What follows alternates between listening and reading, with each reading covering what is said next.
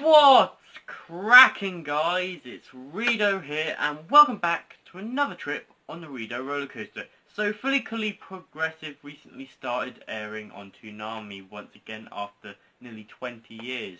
It's amazing how time flies since that's gone. I only watched it like maybe a few months ago, and I really enjoyed it, and it quickly became one of my favourite animes, just for its pure interesting concept and pure wackiness and stupidity of comedy. It's a great anime. Definitely watch it. It's only 6 episodes, so I don't see why, like, it's not a big effort. Easily watched, and I highly recommend it.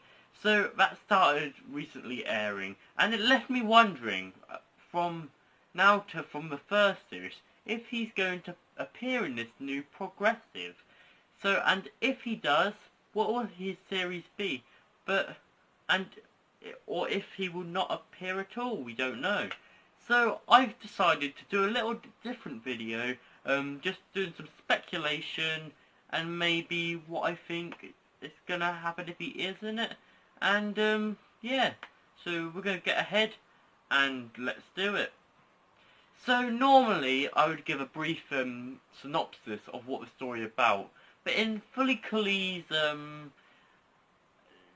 a bit more hard to explain, because Fully Cooley is a very interesting anime and a very wacky anime, and it can be hard to explain, and once you watched it for the first time it's like, what the hell have I just watched? Because it's so wacky, and like you won't get it at first, but it's a really great anime if you really think about it.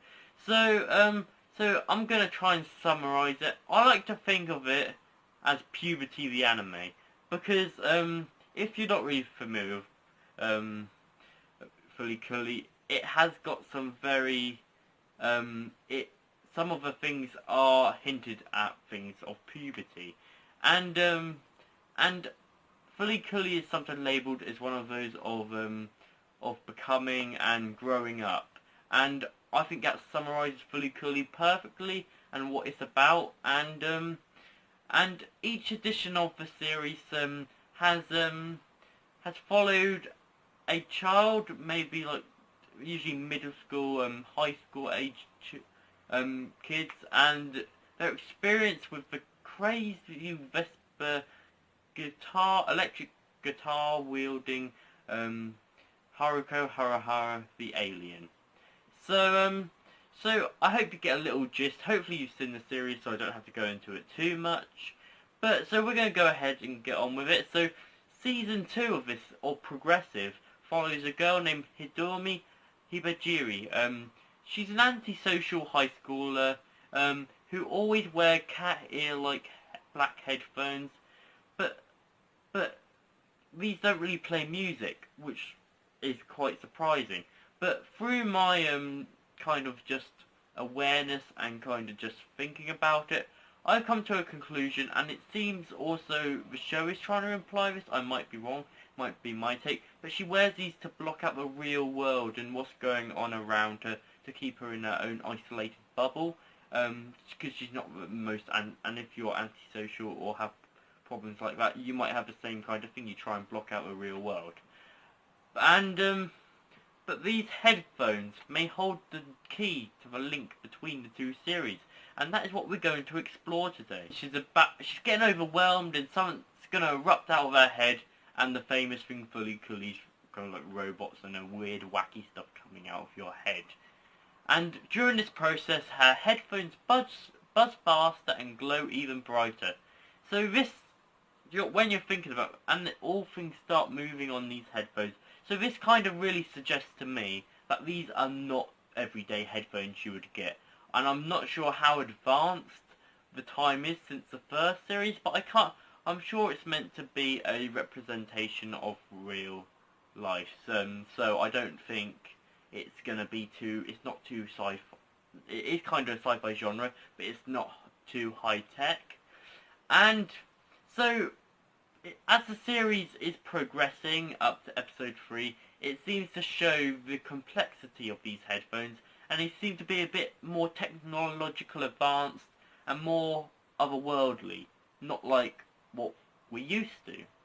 So, Ko Ide is one of the main, you could say, children in the show. A, a Hidomi's classmate, and I want to say it's kind of hinted at maybe a romantic element, so it could be a similar thing to like Minami and Minami from Fulikuli 1 and NAOTA. It could be that kind of relationship. I don't know what they're going to do with it, but it's kind of hinted that way so far. And but the thing is, what really struck a lot of people when it came out is Ide's look reminds of a bit of an older NAOTA. And at the start, he's even wearing the bandages like on his forehead, like NAOTA was at the start of the show. So it's kind of suggesting maybe something like that. But you find out it's Ide, and it's obviously not going to be NAOTA. And but so it kind of confused some people there. But I find that interesting because obviously this is suggesting, for me, that maybe NAOTA is more grown up, and which I find is really interesting and a good piece. That they're trying to, as it is progressive, it means time going on, so it shows more into the future, and maybe it could be suggesting the 20 years since the original Fulikuli time has gone in that time. So, which I think is a clever idea if they are going for that. Now, this is where things start heating up. Enter Hine Hibejari, Hidomi's mother. She runs a local cafe, and which is kind of like their home setting, which is also part of their home, kind of similar to the original. But there's a few lines in the episode which really make you think, and this is what my inspiration, my video came from. She says, "I wonder where he is right now," and Hidomi mum says. And after a pause, she says, "I've been thinking maybe it's time to stop waiting for him." So we already know it's going to be a guy, so it is very heavily implied it's got to be Hidomi's father. And because we have found out that Hidomi hasn't got the father at the moment and missing a father figure in her life. So, and it says maybe it's time for us to move on. I believe this is referring to NAOTA. I believe this is Hidomi's father, the missing father figure in her life. Therefore, it suggests, if this is true, that NAOTA is not there and has gone somewhere and gone away. So where has he gone? But one thing confuses me. If this is NAOTA, why would he leave the family? There's one thing which really stands out to me when I say it. I think, why would NAOTA have left the family and his life after the events of Fulikuli and him growing up? The one thing I thought of, could he have come to a realization and chose to join the fight against Medical Mechanica, the evil organization trying to flat out society and the world? And the headphones could have been a tool created as something to stop this, and could these also be to stop Haruko from getting into people's heads and continuing from what happened to NAOTA in the first series? Could that be one of the reasons?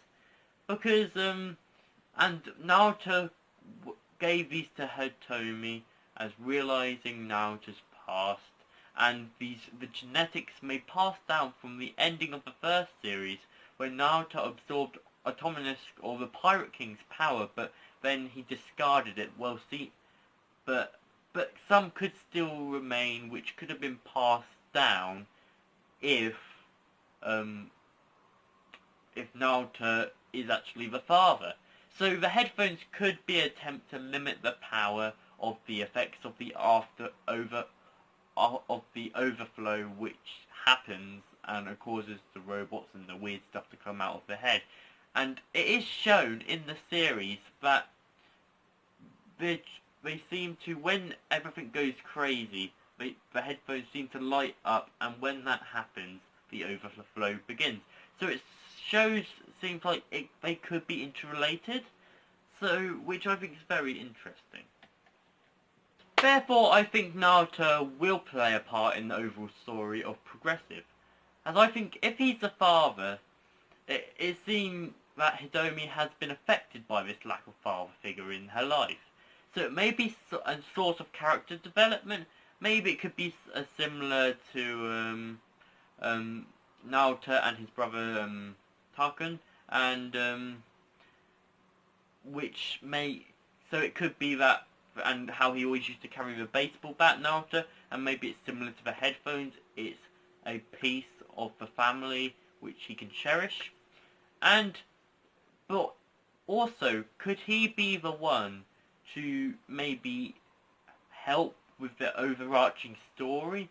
Could he be the one sorting things out, and maybe coming close, and maybe similar to the eyebrow guy? Could he be someone like that who helps Hidomi and realizes what she has to do? And it is referred to as on the synopsis of Fully Progressive, will she hold the key to saving everyone?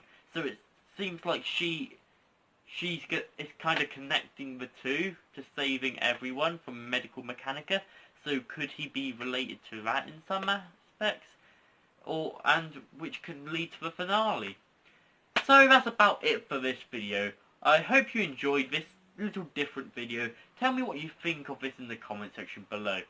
So it's time to get off that reader roller coaster, and as you get off, make sure to hit that like and subscribe button down below.